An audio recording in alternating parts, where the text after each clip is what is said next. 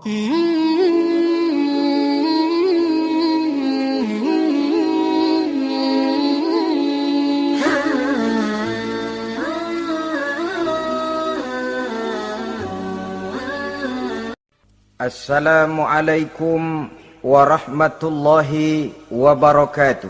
Waalaikumsalam warahmatullahi wabarakatuh. Bismillahirrahmanirrahim. Alhamdulillahi rabbil alamin. Wassalatu wassalamu ala ashrafil anbiya'i wal mursalin, sayyidina wa maulana Muhammadin wa ala alihi wa ashabihil mujahidin at-tahirin, amma ba'du. Saudara-saudara, kita maklum bahwa solat merupakan sarana yang paling efektif untuk mendekatkan manusia kepada Allah. Makin dekat manusia dengan Allah, makin tidak senang iblis dan setan. Karena itu segala macam cara mereka berusaha mengaduk-ngaduk solat kita. Dan sesungguhnya, jikalau kita mengerjakan solat, itu kan targetnya cuma dua. Pertama, agar solat kita itu sah. Yang kedua, agar solat kita itu qabul, yakni diterima oleh Allah. Kalau soal sah dan tidak, ukurannya gampang. Saya kalau ditanya orang, Pak, solat saya sah atau tidak? Saya bisa jawab. Saudara, solatnya syarat rukunnya cukup apa tidak? Cukup, sah. Itu kalau perkara sah. Tapi kalau sudah perkara qabul, Pak, solat saya diterima atau tidak oleh Allah? Ini saya tidak bisa jawab. Kenapa? Soal qabul mencakup masalah batin. Cuma ukuran logikanya, kalau syarat rukun cukup, insya Allah qabul. Saudara-saudara kaum muslimin rahimakumullah. Oleh karenanya, pada saat kita sholat, iblis, setan datang dari segala macam penjuru supaya kita kehilangan rasa khusyuk. Apalagi kalau kita jadi imam yang gerak kita, bacaan kita dilihat, didengar, disaksikan oleh orang banyak. Digodanya gerakan kita, dibolak-baliknya hati kita, supaya di dalam sholat itu banyak yang kita ingat, hal-hal yang tidak ada hubungannya dengan sholat. Kadang-kadang belum sholat kita ribut nyari pulpen, nggak ketemu, begitu takbir ingat pulpen di atas lemari. Mulai goncang lagi niat kita sholat. Kadang-kadang kalau hati tidak bisa dipermainkan, iblis berbisik lagi. Gerakan kita dalam sholat tidak mencerminkan kekhusyuan. Kalau gerak juga ternyata masih bisa khusyuk, bacaan kita dibuatnya kita seperti dikejar-kejar waktu. Sholat isya misalnya, dengan cara kilat khusus, super singkat.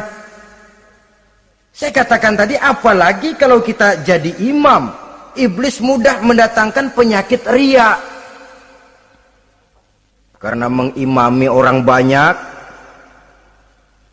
lalu supaya dikira alim, dibuatlah sholatnya itu mantep-mantep. Surahnya dicari yang panjang-panjang, paling pendek sabihis sama wadduha. Tapi kalau sudah sholat sendirian, cukup inna a'toinakal kautsar sama kul huwallahu ahad.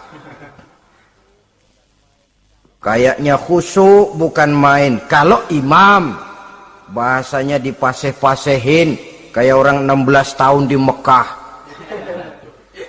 Usolli fardhol maghribi salasa rakaatin.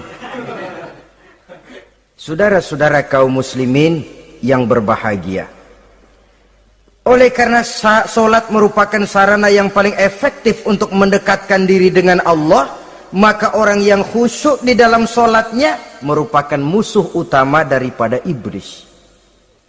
Sekarang bagaimana bisa khusyuk caranya? Kalau khusyuk 100%, rasa-rasanya sulit. Untuk sampai ke arah sana orang memerlukan tahapan. Kepada Imam Ali karramallahu wajhah, baginda Nabi pernah memberikan satu tes case. Ali, saya ya Rasul, kalau kau bisa sholat 2 rakaat saja dengan khusyuk, aku kasih hadiah sorban. Baik ya Rasul. Sembayang Imam Ali 2 rakaat, selesai sholat, assalamualaikum, wassalamualaikum. Rasul bertanya, yang mana sorbannya Li? Tanpa nengok, Imam Ali menjawab, yang hijau ya Rasul. Setelah menjawab yang hijau, Rasul berkata, kamu tidak khusyuk Li. Kenapa? Soalnya tadi waktu sembayang mikirin, nanti kalau ditawarin sorban pilih yang hijau aja ah. Sehingga begitu ditanya, refleks menjawab, yang mana Li? Yang hijau saja ya Rasul. Oleh karena itu, menurut Al-Imam Nawawi, pada tingkatan yang paling sederhana, sudah sampai ke tingkat khusyuk, asal pada waktu takbiratul ihram ingat kepada Allah. Tapi jangan lupa, itu tangga pertama. Jangan ada fatwa begini lalu aman. Yang penting kan takbirnya ingat Tuhan, belasononya mau kemana kek. Bukan itu. Itu pada tingkatan pertama sudah sah dipandang khusyuk solatnya orang awam, asal pada waktu takbiratul ihram dia ingat kepada Allah. Tetapi harus terus berusaha agar sepanjang solat dia ingat kepada Allah. Caranya bagaimana? Pertama, menanamkan diri bahwa pada saat kita sedang mengerjakan solat, yang lain tidak ada kecuali Allah.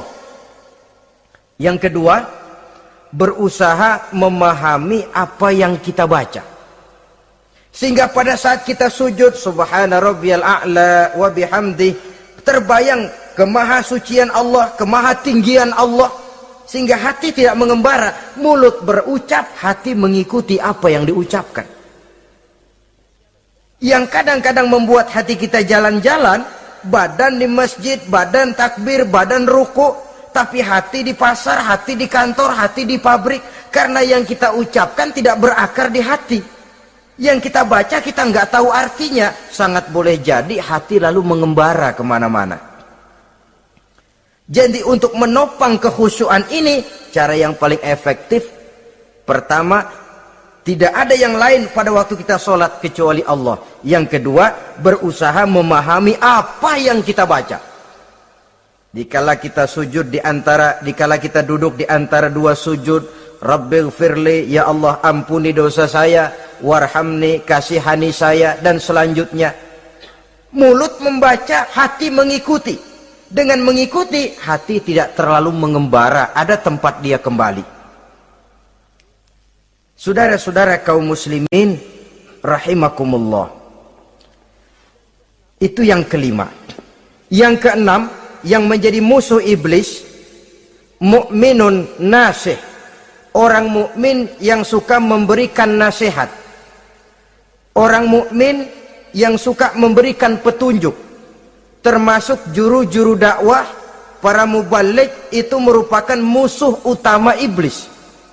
Kenapa? Tiap hari iblis kampanye, tiap hari iblis mengajak dengan segala macam cara yang kalau perlu dia berikan kamuflase, dia berikan fata morgana. Kalau perlu, yang haram dia bungkus dengan merek halal. Kalau perlu, kejahatan dia bungkus dengan baju kebajikan. Istilahnya racun diberi merek madu. Dan itu wajar. Cuma kita tentu harus punya filter, daya saring positif agar tidak salah pilih. Karena iblis ini pintar betul. Kalau kita khusyuk dalam sholat, dia tanamkan kepada kita misalnya seperti tadi itu. Sholatmu memang hebat, khusyuk. Di kampung ini tidak ada orang yang sholatnya seperti kamu. Tertanam itu dalam hati kita, timbul ujub. Akhirnya, iya, gue lihat-lihat di kampung sini kagak ada yang sembayangi kayak gua. Nah, sudah masuk iblis. Jadi dia pandai mengikuti gerak hati dan irama denyut jantung manusia ini. Kemana kecenderungan manusia, ke situ dia masuk. Pendeknya iblis itu ibarat tukang joget, dia ngerti bener irama kendang. Terima kasih. Wassalamualaikum warahmatullahi wabarakatuh.